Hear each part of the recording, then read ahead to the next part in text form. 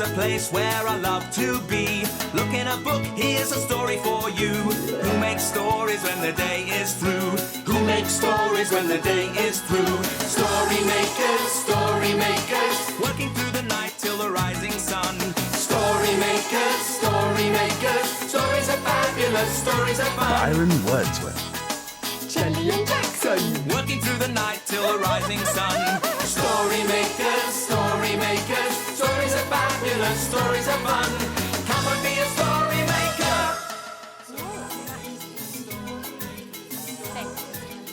Now, actually, everyone can start packing away. It's time to go home. Keep it up quick. You all right, Lizzie? Story makers.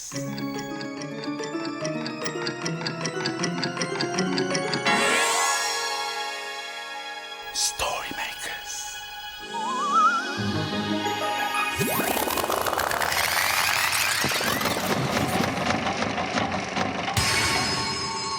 Story makers.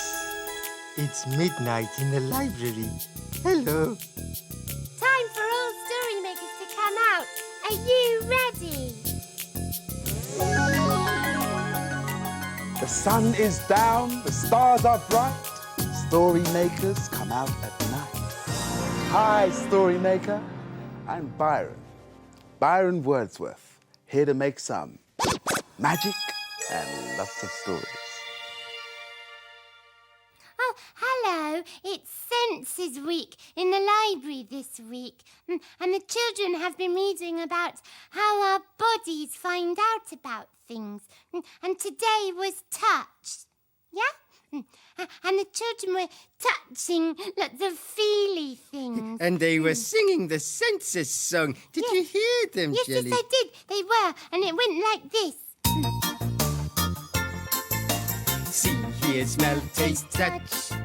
See, hear, smell, taste, touch. We use our senses ever so much. See, hear, smell, taste, touch. Oh, look, Jelly. Look at all the snaky, sausagey things the children have made. Yes, they are very snaky. They're so slippery smooth when you touch them. Oh, no, I don't want to touch them. They might bite me. They won't bite. They're not real. I'm sure they're not real. Do you think they're real? Hi, my fine friends. Hello, Byron. Oh, what's all this? Snakes, Byron. Poisonous snakes. Yes, the children have made snakes, and I want to touch them because they feel so slippery smooth. But Jelly thinks that they might come alive and bite me. And now I'm a bit scared. No need to be scared. Go ahead, Jax. Okay. Oh, they're so smooth. Feel them, Jelly. Oh, go on, Gels. They're only models. I don't want to. I'm still afraid. Right. We'll soon fix that. Look. One smooth ball. Squash it. One smooth, long snake. Right. We will wind it like this. Round and round.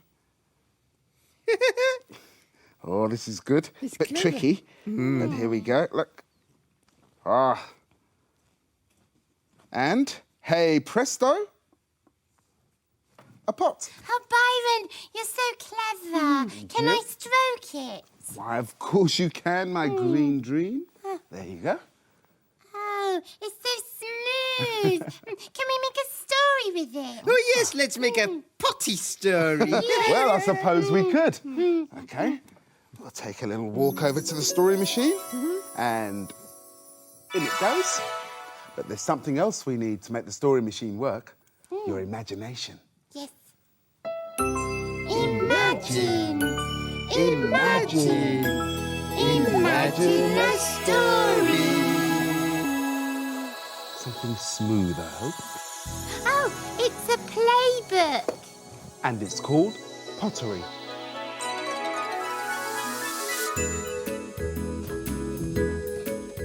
At the bottom of my garden is a special place. It's where my mum makes all sorts of things using clay. Today we're going to help. 2 big lumps of clay. We bash and crash and squelch and squash until the clay is a little bit flat. Then we roll. Rolling pins backwards and forwards. Like a pastry for a pie or icing on a cake. Make sure it's flat with no lumps and bumps. Now for the cutter. Careful, Mum, it's quite sharp. Tap it down. What shape does it make? A square. Tap, tap, tap. 1, 2, 3. What shape will it be? Another square. Now for some sausages, but not for our tea. These are clay sausages for you and me.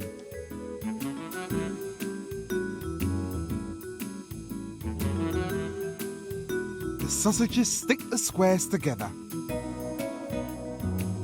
We're making a little house with walls and a floor. Squishing and prodding.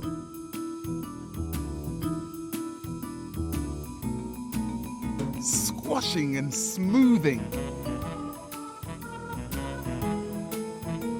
The clay feels cold and slimy on our fingers.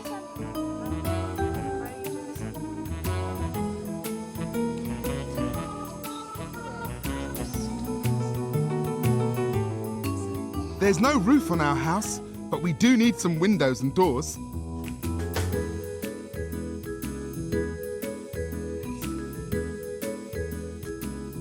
Silky, smooth clay, wet and slimy, cold and grey.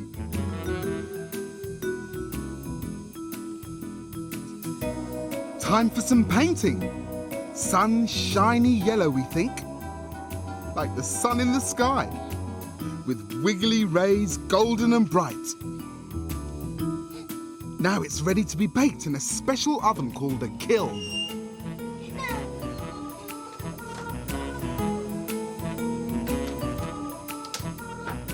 Our clay house will slowly dry and the paint will go shiny. A glistening, glossy yellow. We've made a house for a candle. There are lots in our garden, flickering and burning bright, warm and glowing on a chilly night. Oh, I loved that candle house. It was so pretty. Yes, it was. But I think our pot was smoother. Yes, I think it might have been. I mean, it was slippery smooth. Oh, yes. You know, I like smooth things. I like them best of all. Oh, do you, Gels? I never knew that. What smooth things do you like? Oh, well, I like you, Byron. You're smooth. Me? Yes. It's your head. Your head is smooth and slippery. Oh, I see. Well, I guess you could say I'm very smooth. Can I feel it? Oh, well. Yeah? All right, Jelly. go on then. Okay. Oh, yeah, it is smooth. Byron, do you think if you brushed my hair, it would be smooth like yours? Maybe, Gels. Silky smooth. Maybe. Abracabrush. Oh, clever, Byron. Come on, then. Right. Careful, Byron. It's a bit spiky. Oh, no, your hair's a bit knotty, my green queen. It's sticking in me. Oh, no. Ow, Just nearly finished, Byron. nearly finished. Ow. Ow. What's going on? What you doing to Jelly? I'm brushing her hair, Jackson. Oh. There you are, Gels.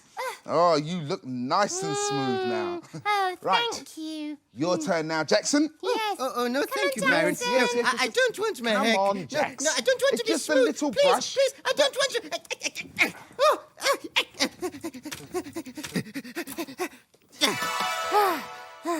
Right, Jackson. Where's the brush? Jackson? I don't know. Oh, I see. It's in the story machine, It might have fallen in there. Yes. Okay, Jax. Well, I guess it's time for a story. But we need to put something else in, don't we? Can you remember what it is? Yes.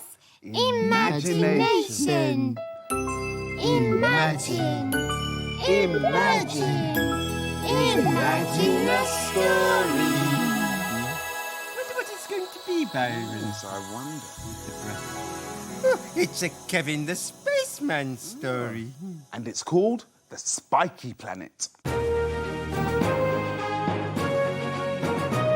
Kevin and Spanner in space to explore, seeking out planets never heard of before. Kevin and Spanner had been looking for the Spiky Planet for weeks. Now they had found it. Well, it's certainly spiky, said Kevin, looking around. Spanner agreed with him. The spikes looked very sharp. Kevin was beginning to wish he'd brought his space boots with him. These spikes might be dangerous, said Kevin.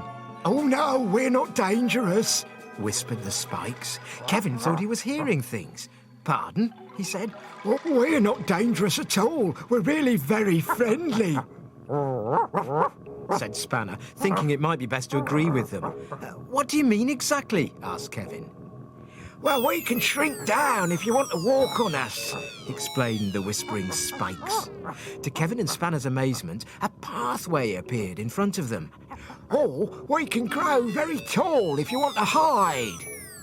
Is there anything to hide from on the Spiky Planet? Asked Kevin politely.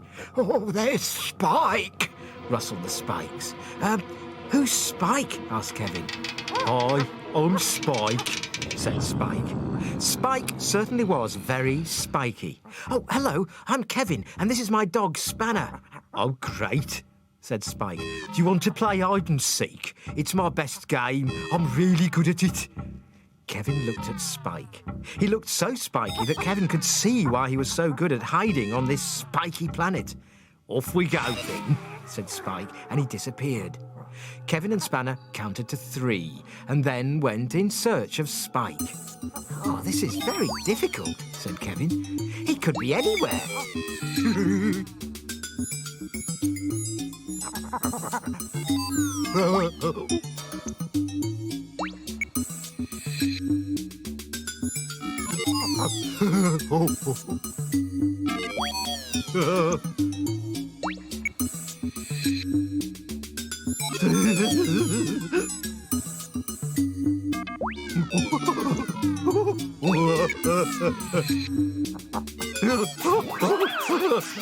Suddenly they heard a giggle.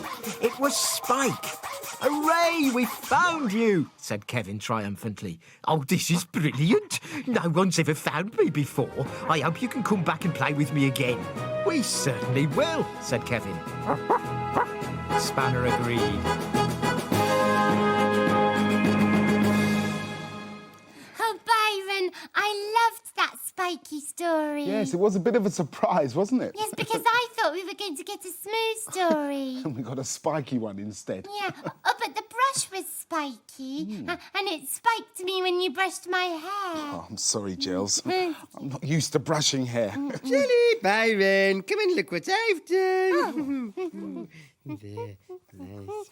Oh, Jackson, it looks like the spiky planet. Yes, well, it's my spiky snake city. Oh, a very nice technique, Jax. Yeah. You. Oops, sorry, Jackson, I've had a bit of an accident. Oh, I dear. think I've trodden on one of your snakes. Oh, yes, it's all squished. Shall I roll it into a new snake? No, that's okay, Byron. Oh, no, we could make a story with it. Anything you say, Princess.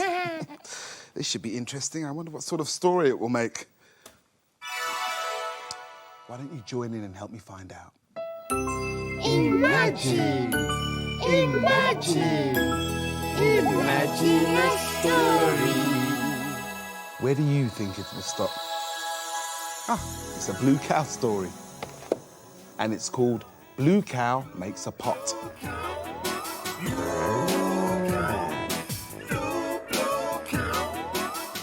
In a field not far away is a herd of cows grazing quietly. One of the cows is most unusual. Blue Cow wonders about the big world beyond her field.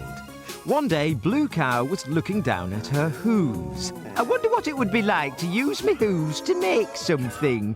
She's off again, said the other cows. So Blue Cow caught the bus that stops beside her field. I'd like a ticket to somewhere I can make something with my hooves, please. There you go, madam. Hold very tight. And they set off for a school.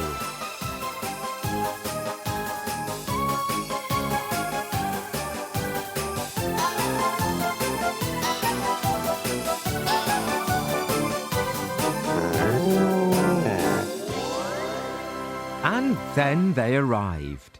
Blue Cow saw lots of children going into a classroom. Hello, Said a little girl. I'm Megan. We're doing clay today. Do you want to join us? Oh, yes, please, said Blue Cow. She followed Megan inside. Good morning, Said Mrs. Brush, the teacher, as she walked in. Today we're going to make pots on this potter's wheel. I'll show you how it works. Mrs. Brush took some wet clay and put it on the wheel. She started the wheel and it spun around and around. She moulded the clay on the wheel with her hands, and eventually she had made a pot. Who wants to try next? Me, please, cried Blue Cow, putting her hoof up. Very well. Put this apron on then. Blue Cow took some clay and put it on the wheel. She pushed a lever down with her hoof and it started turning. Blue Cow moulded the clay with her other hooves. This is easy, she said. But then her hoof slipped and she accidentally switched the wheel onto high speed. Oh dear, cried Blue Cow. Slow down! Screamed Mrs. Brush. Blue Cow grabbed the wheel to try and slow it down, but then she started spinning too. Let go! Let go! Cried Megan and the other children. Blue Cow let go and went flying over the heads of everyone in the class. She ended up crashing into an art display at the back. Are you okay? Ooh, never better, wobbled Blue Cow. All the class looked at her pot, which was a very unusual shape. I think that's what we call free expression, said Mrs. Brush.